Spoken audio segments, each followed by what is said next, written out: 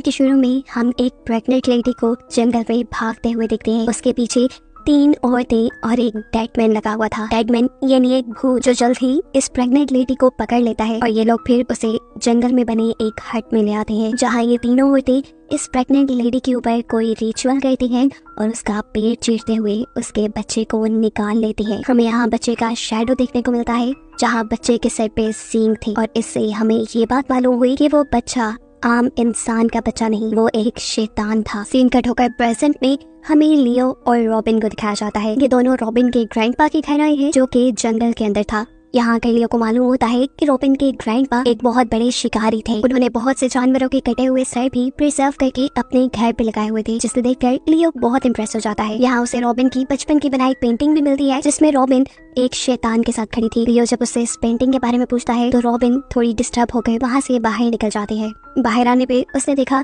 कि उनके वॉशरूम में एक जानवर मरा हुआ था। उसकी हालत इतनी खराब थी कि उसे देखते ही रॉबिन को उल्टी आ गई। यहाँ लियो आकर उस जानवर को उठाकर दफना देता है। इसके बाद ये लोग दोबारा अपने घर के अंदर चले जाते हैं और अचानक से इन्हें गोलियां चलने की आवाजें आती हैं। लियो जब बाहर जाकर चेक करता है तो वहाँ एक हंटर था और ये हंटर था रॉबिन के ग्रैंडपा का फ्रेंड। इस हंटर का नाम था आर्थर और आर्थर के पास इस टाइम उसकी बेटी अमेलिया भी थी। आर्थर लियो को बताता है कि ये लोग शिकार करने निकले थे और इन्होंने आज काफी शिकार करना था, क्योंकि गुजरते दिनों के साथ मौसम बदल रहा था और सर्दियाँ आने वाली थी। सर्दियों में कोई भी शिकारी शिकार नहीं करता। सर्दियाँ आते ही इस जंगल में से काफी सारे जानवर गायब हो जाते हैं। जानवरों के साथ साथ काफी इंसान भी गायब होते इन्होंने देखे हैं। पिछले कई सालों में तो काफी सारे इंसान भी सर्दियों में गायब हुए। इंसानों में से एक इंसान मिला भी था, लेकिन वो बहुत ज्यादा जख्मी था, खून में लथपथ, और उसकी थोड़ी ही देर बाद मौत हो गई। मरने से पहले उसने बताया था कि उसका ये हाल एक सींगों वाले आदमी ने किया है, जिसे यहाँ के लोग कर्ननोस कहते हैं। कर्ननोस को खतरनाक जगहों का गॉड भी माना जाता है, क्योंकि सर्दियाँ आते ही वो अपना शिकार शुरू कर देता है। ये सब बताने के बाद आर्थर अपनी बेटी के साथ यहाँ से चला जाता है और घर वापस आकर रॉबिन लियो को अपनी बचपन की कहानियां सुनाना शुरू करते हैं, जब उसके ग्रैंडपा उसे शिकार पर लेकर जाया करते थे। एक मर्तबा तो ग्रैंडपा ने उसके सामने एक हिरन का शिकार किया और फिर उस हिरन की आंख को रॉबिन को खाने को बोला। रॉबिन बहुत ज्यादा डर गई और उस दिन के बाद से आज तक उसने अपने ग्रैंडपा को नहीं देखा। सीन कट होकर दिखाया जाता है कि जिन 3 औरतों को हमने मूवी के स्टार्ट में देखा था, वो तीनों ही दोबारा अपने डेड गार्ड यानी भूत के साथ रॉबिन के घर की तरफ बढ़ रही है। इनकी कदमों की आहट सुनकर लियो जाग जाता है और बाहर एक टॉर्च लेकर चेक करने के लिए जाता है। रॉबिन भी उसके पीछे पीछे बाहर आ गई और इन्होंने यहाँ पे सबसे पहले उस लंबे से डेड गार्ड को देखा, जिसे देखते ही ये दोनों डर गए। लेकिन लियो ने यहाँ हिम्मत उठाई और अपनी शॉटगन उठाते हुए उसके ऊपर हमला कर दिया। इस हमले का तो डेड गार्ड पे खास असर नहीं होता, लेकिन डेड गार्ड एक ही हमले से लियो को यहाँ बेहोश कर देता है, जिसके बाद जबरदस्ती ये तीनों औरतें रॉबिन को कोई अजीब सा लिक्विड पिलाती है, जिससे वो भी बेहोश हो जाती है। और जब उसको होश आया तो उसने अपने आप को एक पेड़ के साथ बंधा पाया। उसके सामने उसके हस्बैंड को भी बांधा गया था। यहाँ पर उसके ग्रैंडपा के दोस्त आर्थर और उसकी बेटी अमेलिया के साथ साथ 2 और लड़कियां भी थी, जो सबके साथ दरख्त के साथ बंधी हुई थी और इन्हें जरूर उन तीनों औरतों ने ही बांधा था। कुछ ही देर बाद हम देखते हैं कि वो तीनों औरतें दोबारा इनके पास आती हैं और इस मर्तबा उनके डेड गार्ड के हाथ में एक आदमी था। इनके करीब आते ही उनमें से एक औरत ने फ्रेंच कुछ जादू करना शुरू कर दिया और फिर डेड गार्ड ने उनके सामने ही अपने हाथ में पकड़े हुए आदमी को नीचे गिराकर मार डाला, ऐसे जैसे वो किसी चीज की बलि दे रहे हो। आर्थर को फ्रेंच लैंग्वेज आती थी, वो इन सबको इंग्लिश में ट्रांसलेट करके बताता है कि ये तीनों औरतें इन सब लोगों को सेक्रीफाइस करने वाली हैं, वो भी कर्ननोस के लिए। इन लोगों के पूछने पर कि ये तीनों औरतें कौन है, उनमें से बड़ी औरत बताती है कि हम तीनों बहनें हैं, हम लोग इस फॉरेस्ट की और यहाँ के जानवरों की हिफाजत करते हैं और हम कर्ननोस की पूजा करते हैं। कर्ननोस हमारा गॉड है, उसने ही इंसानों को शिकार करना सिखाया था। कर्ननोस के पहले शिकार से ही यहाँ पे दुनिया में पेड़ लगने लगे थे। ये औरतें बताती हैं कि कर्ननोस अब दोबारा आएगा और यहाँ इन सब लोगों का शिकार करेगा। ये कहते ही वो सब लोगों को यहाँ से आजाद कर देती है और सब लोगों को जंगल में अलग-अलग डायरेक्शन में भागने को कहती है, क्योंकि कर्ननोस अपने भागते हुए शिकार को शिकार किया करता था। इन लोगों के पास भागने के अलावा कोई और रास्ता भी नहीं था। ये लोग इस जंगल से भी नहीं निकल सकते थे, क्योंकि ये जंगल बहुत बड़ा था। जंगल से बाहर सबसे करीबी गांव भी 3 दिन के फासले पे दूर था। ये लोग जब अलग-अलग हो जाते हैं तो आर्थर अपनी बेटी अमेलिया को ढूंढने लग जाता है, जबकि रॉबिन अपने हस्बैंड लियो को ढूंढने में लग गई थी। लेकिन यहाँ होता उल्टा है, आर्थर को लियो मिल जाता है जबकि रॉबिन को अमेलिया मिल जाती है। लियो आर्थर से यहाँ से बाहर जाने की बात करता है, लेकिन आर्थर बताता है ऐसा मुमकिन नहीं, क्योंकि यहाँ से बाहर निकलने में हमें 3 दिन लग जाएंगे और उससे पहले ही हमें भागता देखकर वो कर्ननोस मार डालेगा। और ये सब तब तक नहीं रुकेगा जब तक कर्ननूस अपने आखिरी शिकार को नहीं मार देता। सीन कट होकर हमें दो लड़कियों को दिखाया जाता है जिनको उन्हीं की तरह कर्ननूस का शिकार बनाने के लिए यहाँ लाया गया था। वो दोनों यहाँ से भागने की कोशिशों में थी, लेकिन गलती से उनमें से एक लड़की का पाँव एक ट्रैप के ऊपर लग जाता है। ये एक ट्रैप था जो कर्ननूस का लगाया हुआ था और उस लड़की के ट्रैप में पाँव रखते ही कर्ननूस को उसका पता चल जाता है और कर्ननूस दूसरी लड़की के सामने ही उसे मारकर उसे उठाकर यहाँ से ले जाता है और दूसरी लड़की डर कर यहाँ से भाग जाती है। सीन कट होकर हम दोबारा देखते हैं जो छुपने के लिए एक सेफ जगह ढूंढ रही थी, जबकि दूसरी तरफ लियो और आर्थर भी लकड़ियां जमा कर रहे थे अपना शेल्टर बनाने के लिए। लेकिन तभी पीछे से अचानक आर्थर लियो के ऊपर हमला कर देता है। ये लकड़ी लियो के सर पे लगी थी, जिसकी वजह से लियो बेहोश हो गया। उसे होश आया तो उसने अपने आप को दरख्त के साथ बंधा पाया। ये सब आर्थर ने किया था, वो जान गया था। आर्थर यहाँ उसे कहता है कि मैं ये सब अमेलिया के लिए कर रहा हूँ, मैं एक हंटर हूँ, यानी खुद शिकारी हूँ, किसी का शिकार नहीं बन सकता। ये कहते ही आर्थर तो वहाँ से चला गया, लेकिन कुछ देर में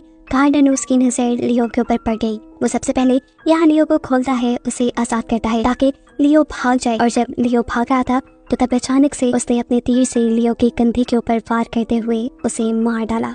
ये कर्ननूस के मारने का स्टाइल था। वो अपने शिकार को इतनी आसानी से नहीं मारता था, ऐसे उसे मजा नहीं आता था। वो अपने शिकार को आजाद करता था, उसे तड़पता हुआ दिखता था और उसके बाद बेबस करके मार देता था। यहाँ दिखाया जाता है कि आर्थर ने अमेलिया और रॉबिन को ढूंढ लिया है। वो इन दोनों को बचाकर सेफ जगह लेकर जाने लगता है और यहाँ रॉबिन उससे लियो के बारे में सवाल करती है और आर्थर जवाब देता है कि लियो मर गया। ये सुनकर रॉबिन जैसे टूट सी जाती है। उसे लग रहा था कि जरूर लियो को आर्थर नहीं मारा होगा, इसलिए वो आर्थर के ऊपर हमला कर देती है। लेकिन आर्थर अपने हाथ में पकड़ी हुई स्टिक से अपने आप को बचाकर उल्टा उसी के ऊपर हमला कर देता है। इससे पहले कि वो रॉबिन को जान से मार देता, अमेलिया अपने डैड को रोक देती है। इनकी इन्हीं बातों के दौरान रॉबिन दिखती है कि उनके पीछे कर्ननूस आ चुका है, जो कि आर्थर के ऊपर हमला कर चुका था और यहाँ से मौका पाते ही रॉबिन अपनी जान बचाकर भाग चुकी थी। सीन कट होकर हम उन तीनों बहनों को देखते हैं जो कि जंगल में बने हुए हट के अंदर कोई रिचुअल कर रही थी और ऐसे हमें पता चला कि वो तीनों भी कोई इंसान नहीं बल्कि विचेस यानी जादूगरनियां हैं। अब यहाँ क्योंकि आर्थर को कर्ननूस ने मार दिया था, इसलिए उसकी बेटी अमेलिया भी जान बचाकर वहाँ से भाग गई थी और अब वो जंगल में भागते हुए रॉबिन को ढूंढ रही थी। लेकिन तभी उसके सामने आ जाती है वो दूसरी लड़की, जिसको भी उन्हीं का शिकार बनाने के लिए बांध कर रखा गया था। उस लड़की का पाँव गलती से एक ट्रैप के ऊपर लग जाता है और कर्ननूस उसे भी पकड़ने के लिए यहाँ जाता है। उसे मरता हुआ अमेलिया अपनी नजरों के सामने दिखती है और अमेलिया बचकर यहाँ से भाग जाती है। भागते हुए किस्मत से उसे रॉबिन में मिल गई। ये दोनों मिलकर यहाँ से भागने का रास्ता ढूंढने लग जाती है, लेकिन गलती से अमेलिया का पाँव एक ट्रैप के ऊपर लग जाता है, जिससे कर्ननूस को उनके बारे में पता चल जाता है। कर्ननूस से बचने के लिए ये लोग अकलमंदी दिखाती हैं, यहाँ से भागती नहीं बल्कि इसी घास के अंदर छुप जाती है। इन्हें जब लगा कि कर्ननूस इन्हें छोड़कर वहाँ से चला गया तो बड़े ही ध्यान से उठते हुए ये लोग जब यहाँ से दूर जाने लगे तो एकदम से कर्ननूस ने अमेलिया के कंधे के ऊपर हमला कर दिया। रॉबिन अमेलिया की जान बचाने की कोशिश करती है, लेकिन इतने में कर्ननूस उसके पास आकर उसका गला दबाते हुए उसे बेहोश कर देता है, जिसके बाद वो इन दोनों को उठाकर जंगल के दरमियान बनी उसी हट में ले जाता है जहाँ पर वो विचेस कोई रिचुअल कर रही थी, कोई जादू कर रही थी। इधर आकर वो इन सबसे कहता है कि अमेलिया को मरना होगा, जबकि रॉबिन जिंदा रहेगी और हमेशा के लिए मेरी गुलाम बनकर रहेगी। और इस चीज का वादा रॉबिन के ग्रैंडपा से करके गए थे। असल में रॉबिन के ग्रैंडपा भी कर्ननूस को अपना गॉड मानते थे, वो उसकी पूजा करते थे और उससे इतने ऑब्सेस्ड थे कि उन्होंने वादा कर लिया कि उनके खानदान में पैदा होने वाली पहली लड़की को वो कर्ननूस के हवाले कर देंगे, उसे कर्ननूस का सर्वेंट बना देंगे। लेकिन रॉबिन की जान बचाने के लिए उसके डैड उसे यहाँ से ले गए, लेकिन आज फाइनली वो दोबारा कर्ननूस के हाथ लगी गई। और अब क्योंकि रॉबिन यहाँ वापस आ चुकी थी तो उसे अब कर्ननूस की 3 प्रोटेक्टर विचेस में से एक बनना था। ये कहते ही कर्ननूस यहाँ अपनी एक पुरानी खड़ी हुई विच को जान से मार देता है और ये देखकर यहाँ पर डेड गार्ड था वो कर्ननूस के ऊपर हमला कर देता है। उसके हमला करने के बाद इन दोनों के दरमियान में लड़ाई शुरू हो जाती है। अमेलिया यहाँ से भागने की कोशिश करती है, लेकिन यहाँ खड़ी हुई एक विच उसे पकड़ लेती है और दूसरी विच रॉबिन के पेट में स्टैब कर देती है। इससे पहले कि ये विच पूरी तरह रॉबिन को मार देती, अमेलिया इस विच के कपड़ों में आग लगा देती है। ये देखते हुए दूसरी विच अमेलिया के ऊपर हमला करने ही वाली थी कि तभी अमेलिया यहाँ कर्ननूस का वेपन उठाकर उस विच के पेट में स्टैब करते हुए उसे मार डालती है। हम देखते हैं कि कर्ननूस भी डेड गार्ड से जीत कर यहाँ वापस आ चुका था। वो रॉबिन से कहता है कि अमेलिया को तो मरना होगा। जो बात सुनते ही रॉबिन अमेलिया को यहाँ से भाग जाने को कहती है और कर्ननूस के ही हथियार से अपना गला काट देती है। रॉबिन को मरता हुआ देखकर अब कर्ननूस भी रोने लगा था, क्योंकि उसकी तीनों प्रोटेक्टर विचेस मारी गई थी और अब उसके लिए काम करने वाला, उसकी पूजा करने वाला कोई भी नहीं रहा था। वो बस यहाँ खड़ा दूर अमेलिया को भागता हुआ देखता रहता है। जिसके बाद सीन कट होकर हमें दिखाया जाता है कि अमेलिया खून से लथपथ जंगल में पड़ी थी। वो भी पिसिंदा थी जिसके ऊपर 3 शिकारियों की नजर पड़ जाती है और वो सही वक्त पे अमेलिया को रेस्क्यू करके अमेलिया की जान बचा लेते हैं। कहानी के आखिरी सीन में हमें बताया जाता है कि वो प्रेग्नेंट औरत जो मूवी के स्टार्ट में भाग रही थी, उसी के जरिए इन तीनों विचेस ने कार्नानूस को पैदा किया था और अब क्योंकि तीनों विचेस मर गई थी, इसलिए कार्नानूस की कहानी भी यही खत्म।